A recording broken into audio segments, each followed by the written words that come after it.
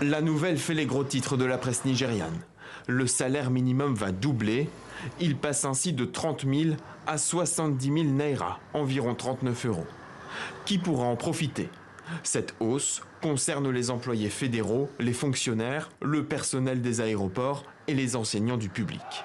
La décision intervient après un mouvement de grève nationale qui avait notamment bloqué en juin dernier des ports et l'aéroport de Lagos. Les syndicats avaient aussi coupé le réseau national d'électricité. Des opérations de perturbation pour protester contre l'inflation de 34% qui mine le pays.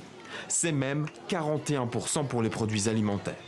Des hausses des prix telles qu'aujourd'hui, dans les rues de la capitale, les fonctionnaires estiment que le nouveau salaire minimum n'aidera pas à mieux nourrir leur famille.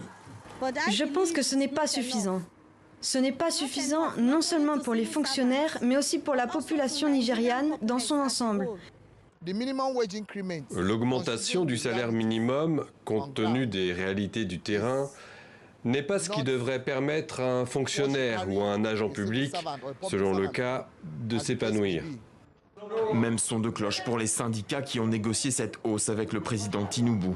Ils ont l'impression, disent-ils, de ne pas avoir été entendus, alors qu'ils réclamaient un SMIC à 250 000 naira, soit 141 euros. Nous avons rencontré le président jeudi pour lui dire « Écoutez, ne prenez pas ces 250 000 si c'est pour augmenter le prix à la pompe. » Nous avons expliqué que nous pouvions négocier, mais la hausse à 62 000 naira n'est pas acceptable non plus.